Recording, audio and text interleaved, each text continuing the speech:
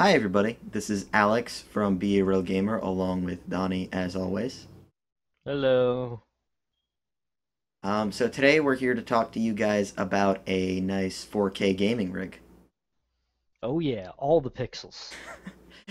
So do you want to explain what we're going to be like, what the specs of this system are and what our goals are? Uh, So before we get into the specs, basically like I see a lot of people on the internet asking, what do I need to have a 4K gaming rig?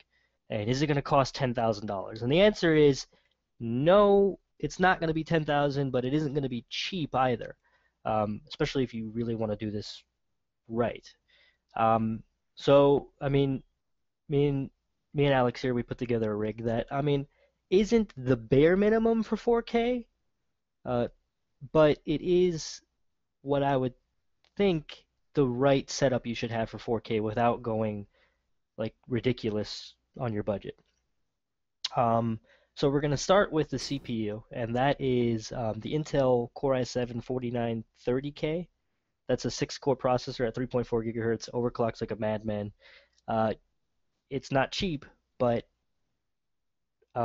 we think that for the overall budget, this processor will work well with the system. And it also, guarantee that your really expensive system will be up to date for a long time. To cool that sucker down, we're going to go with the Fantex PH-TC14PE.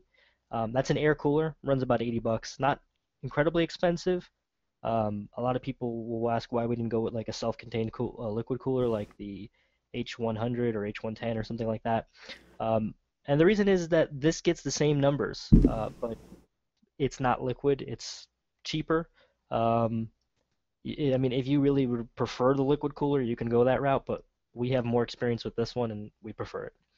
Um, I mean, it's honestly, it's the cooler that me and Donnie both personally use, and it's fantastic. yeah, I mean, it's great. Uh, for the motherboard, Alex wanted to go with the Gigabyte GA X7-X79-UP4. Um, can't say neither one of us have much personal experience with this board ourselves, but um, the reviews on it are really good. So is the user experience. So I mean, it's an inexpensive X79 board. I mean, that said, it is $230, but uh, it's not as expensive as say the Asus Maximus Black Edition, which is like $500. For most of what we're doing here, it's going to be able to do the job that the Maximus does. It'll be missing some of the really nice features. It won't overclock as well, and I don't think it has as many PCI lanes, right, Donnie? It has just as many PCI lanes because that's an X79 standard, but I don't think it has as many actual slots for PCI for graphics cards. I think no, Okay. this does support four-way SLI, so yeah, Okay. Well, then that's at least four at X8. yeah. I mean that's the best you That's can hope for, really. that's But that pretty is impressive. but that is PCI Express 3.0, so I mean, it's um, just as good. RAM. This is 16 gigs of G-Skill rip jaws. That's 4x4. Um, DDR3 1866. It's just nice, fast RAM. It'll overclock well. Um, it's, I mean, it's RAM. 16 gigs is plenty for, doing a little video editing, which, I mean, really, if you're with this rig, the idea is it's not just for gaming. This is also a really awesome productivity rig. Um, if you wanted to save some money, sure, you can cut the CPU to a quad core and cut the RAM to 8 gigs, but you want to build a 4K rig. Why do you want to save money? Um, Exactly. This isn't, the kind of build that somebody goes, well, the budget, and this is, you got yeah. some cash to You burn don't and want to you want cut to too do the many right job. Um, corners. For storage, we're going with two drives. The primary one being a Samsung 840 EVO 500 gig SSD, um, and then the secondary drive is just a mass storage drive. That's a Western Digital Caviar Black Series, 2 terabytes, 140 bucks. I mean, lots of fast storage. That's really all. That one will be really good for using as a recording drive, um, where you can put all your games on the 500 gig, but you can also record to the Black Series. and I mean, you are definitely more than able to add a bunch of drives to this. With a system Yeah. like this, I would assume that you'd be eventually buying a ton or You know, because this would be a fantastic productivity system, something like a video editor would have a Yeah, wonderful time with something like this. yeah. For the graphics, and this is really where the 4K part comes in, Oh yeah. is we're running dual XFX Radeon R9 290s. These are 4 gig cards. These are the double Ds, as a matter of fact, so they don't really have the problems that the reference cards have. These ones will cool just fine. Um, they're about 390 bucks a piece. So, just under $800 in graphics, but these will run your 4K games. As a matter of fact, we'll throw up some benchmarks in the video that you can see exactly what they can do in certain games in 4K. Um, as for the case, just a nice full tower Corsair 750D. Obviously, you can change this out, but I do recommend you stick with a full cut tower with good airflow because you are cooling Crossfire graphics cards. 290s Really, run hot. yeah, They really run hot. hot. They're going to be dumping a ton of hot air out back into that case because these Hmm. aren't blower style fans. Mostly when you're crossfiring, you want blower style fans, but in the case of the 290s, the non-reference cards just cool so much better. You'd want to be able to just have enough airflow to push out of the case. Yeah, But the reason why we went with R9s instead of the NVIDIA equivalent is because they're way better at 4K. yeah. Um, as for um, the power supply, you want plenty of wattage to power those video cards and whatever else you plan on getting. Um, so we went with the EVGA 1000 watt gold certified fully modular power supply. Um, it's about 140 bucks or so. Just a good power supply. Hmm. I've had good experiences with EVGA in the past. They have good reviews on them. Um, and this one's a decent price and a really good wattage. And I Um, mean, I guess that's all really we have to talk about except for the monitor itself, which Yeah, I mean, I'm not really going to sit here and exactly tell you what the best 4K monitor is. I can tell you what you should be looking for in a 4K monitor, and that is you definitely want one that can do 60 hertz over a display port. As of right now, HDMI cannot do 60 hertz at 4K, but DisplayPort can.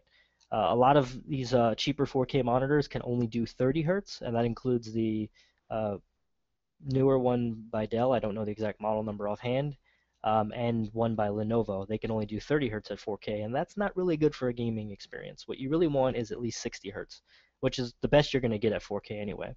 Um, and for that, Asus has a monitor. I believe it's coming out soon. Linus Tech Tips did a really good review on that one, actually, that we'll link to. But it is the Asus. I have the name here. PB287Q, and that's a 28-inch 4K monitor that can do 60 hertz. It's about $650, so it's fairly inexpensive, especially when you compare it to Asus's former 4K monitor, 4K gaming monitor that was about 31 inches, and that one is like $2,500. So 4K monitors have definitely gone down in price uh, since um, since even just last last year, year.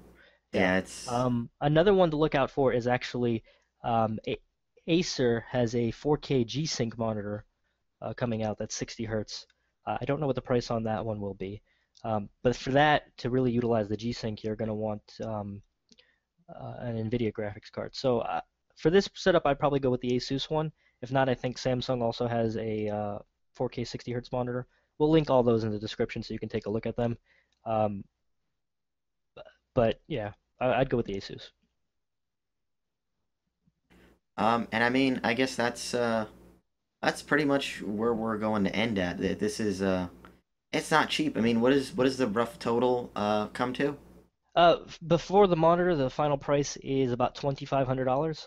24, 28.10 to be exact. That's without taxes because I don't get taxed for pretty much anything on the internet. Hmm. So your mileage may vary when that, as far as that goes. Um, You but definitely I want to mean, do what you can to avoid the tax wherever you're at, yeah, because that's going to hit you on a system like this. yeah. After you buy a monitor, you're probably gonna be more like $3,200. Uh, you know, but I mean, it's a 4K rig. That It, that's kind of that's kind of the thing. We yeah, also went a little bit more premium than we normally would yeah. for a rig I mean, because of the the fact that truth. it's a 4K rig.